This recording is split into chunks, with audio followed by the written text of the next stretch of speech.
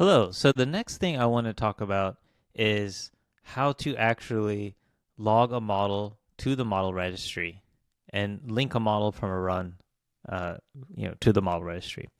And before I get into the code and all the different moving parts, I just want to remind you about the documentation. So anytime that you get lost in what I'm saying or you want to know more information, a really good resource is the weights and biases docs. It's actually, out of all the tools I use, I would say weights and biases does a pretty good job of keeping their docs up to date.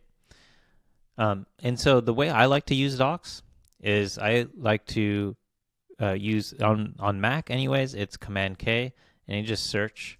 So in this case, model registry. I have caps lock on, sorry about that. Model registry. And I like to start with tutorials. So in this case, register models is a really good place to start. And has a great walkthrough of real end-to-end example of how to log models and create artifacts and do all the things I'm going to show you today. But more specifically, there's also these docs which go through kind of almost the exact example that I'm going to show you and kind of explain that from a more of an API perspective of like what's going on in that code. So I highly recommend at least going through this log models. And this is in the guides. So there's tutorials, also guides. So this is under, this is one of the guides called log models. And please take a look at this. So next, let's jump into the code. So this is the code that we'll be using to link the model to the model registry. So first thing you want to do is install weights and biases. And you want to make sure you install the latest version of weights and biases, so pip install -u. Next thing you want to do is some setup. So first, we want to attach to a project that we already have or create a new project. So that's what this WANDB init is doing. And then we are going to create the artifact. In this case, we're creating a dummy artifact, which is just a text file.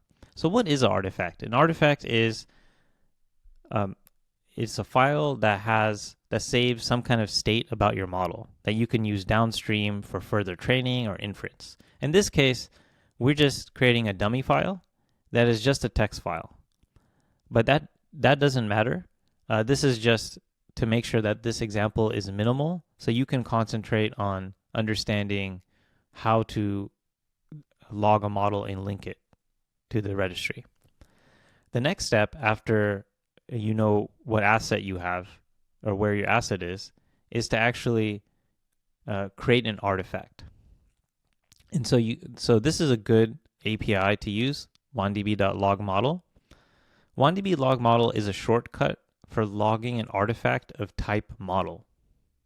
And so what we do here is we pass in the name of the artifact, which is just model-wandb.runid, give it the path to the artifact, which in this case is just this text file, and then aliases. Aliases are metadata that you can attach to an artifact that flag the life cycle of the artifact.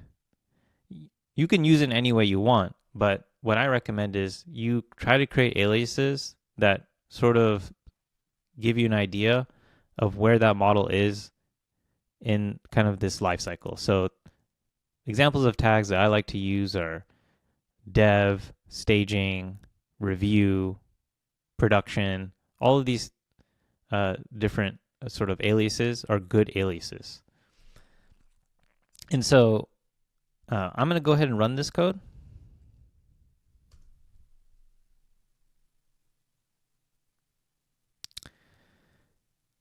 And it's going to upload this artifact into the run. And it's going to give me a link. Let's go ahead and click this link.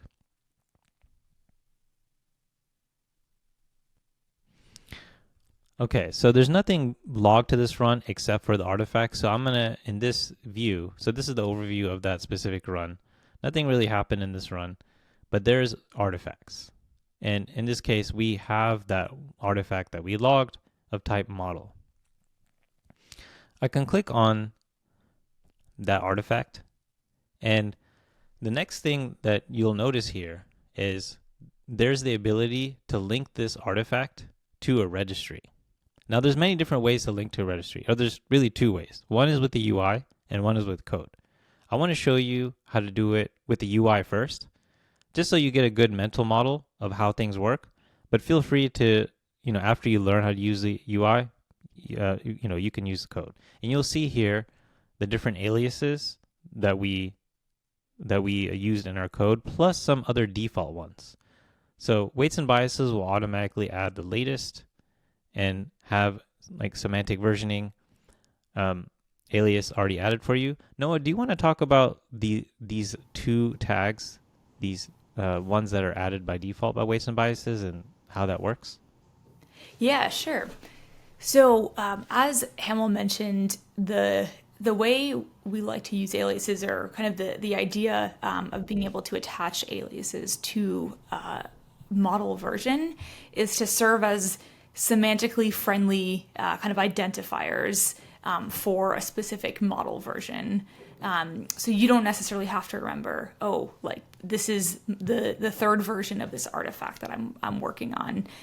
So in this specific case, our artifact only has one version, but you can imagine a case where you've done a bunch of versioning, maybe tuned some of the hyperparameters, or you're kind of logging a model at every checkpoint. And so you might have, an artifact with 100 checkpoints. And aliases are a way to use, again, a semantically friendly identifier, so that later in your code you can reference the artifact rather than remembering the specific version number.